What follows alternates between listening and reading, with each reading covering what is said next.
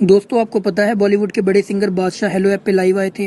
और यही नहीं, इसके अलावा अनुपम खेर, रितेश देशमुख, ईशा गुप्ता और भी बहुत सारे स्टार्स अपने फैंस के साथ हेलो ऐप पे लाइव चैट किया। अगर आप अपने फेवरेट सेलिब्रिटी का लाइव सेशन मिस नहीं करना चाहते तो अभी जाइए और डाउनलोड करिए hello app and search #hello live पे मिलो to see your favourite celebrity live every day.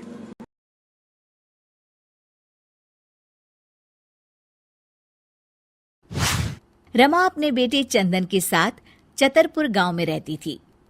चंदन एक खूबसूरत नौजवान था। गांव की सारी लड़कियां उसे बहुत पसंद करती थी। एक दिन चंदन पर शिवानी की नजर पड़ी और उसे चंदन से पहली नजर में ही प्यार हो गया। चंदन को भी शिवानी बहुत पसंद आई। कुछ ही दिनों में उनकी शादी हो गई।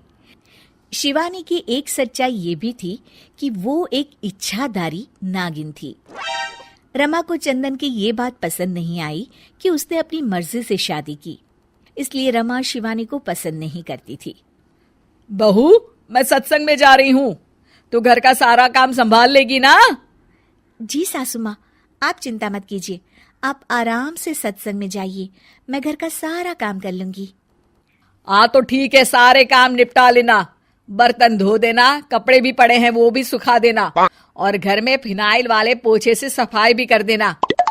और ये देख, ये बाजार से सामान की लिस्ट लिखी है, उसे भी ले आना। हाय, शिवानी मन ही मन बोलती है, इतना सारा काम, बाप रे, बहुओं को क्या ये सारे काम करने पड़ते हैं। रमा सत्संग के लिए चली जाती है। शिवानी झाड़ू लेकर आती है और फिर सोचने लगती है, अब जब बहू बनी हूं तो इंसानों की तरह ही मुझे सारी जिम्मेदारियां निभानी चाहिए। पहले मार्केट जाकर सामान ले आती हूँ, फिर घर का काम कर लूंगी। शिवानी इच्छाधारी नागिन होने के बावजूद भी अपनी शक्तियों का इस्तेमाल ना करते हुए घर का सारा काम खुद ही करने में लग जाती है। थोड़ी देर बाद उसे बहुत थकान महसूस होती है। उफ़ो, एक बहू को इतना सारा काम करना पड़ता है। इसका पता होता तो कभी शादी ही नहीं करती। बाप रे। घर के काम करते करते उसकी कब आंख लग जाती है उसे पता ही नहीं चलता। शाम को जब उसकी सास के आने का वक्त हो जाता है, दरवाजे की घंटी बजती है और शिवानी की नींद टूट जाती है। ओह, मम्मी जी तो आ भी गई और अभी तो आधा काम पड़ा हुआ है। मैं सासू माँ को क्या मुंह दिखाऊंगी। ओफो, क्या करूं? एक काम करती हूँ, अपनी शक्तियों का इस्तेमाल कर ही लेती हूँ।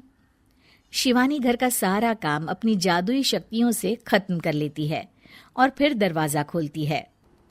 अरे बहू, तुझे इतना वक्त क्यों लगा दरवाजा खोलने में? माफ कीजिएगा सासू माँ, मैं सो गई थी। ओह, तो तू सो रही थी। फिर जो काम मैंने तुझे दिए थे वो तो हुए नहीं होंगे। सब कहने की बातें होती है।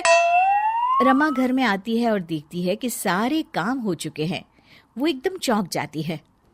अरे, इसने तो सारे काम कर दिए, वो भी इतने अच्छे से। ये इंसान के भेस में कोई चुड़ैल तो नहीं है? अब क्या हुआ सासू माँ, आप क्या सोचने लग गई? अब कुछ नहीं। चलिए खाना खा लेते हैं। अगले दिन शिवानी रसोई में काम कर रही होती है, तभी वहां उसकी सास आ जाती है। बहू, आज ना मेरी कुछ सहेलियां आने वाली है, तुम कुछ अच्छा सा बना देना उनके लिए खाने में। अब जी मम्मी जी। रमा के जाने के बाद शिवानी अपनी जादुई शक्ति से सारा काम कर देती है। शाम को रमा की सारी सहेलियां आती हैं। अरे रमा, अपनी बहू से तो मिलवा। रमा शिवानी को बुलाती है। शिवानी बहुत ही सुंदर थी।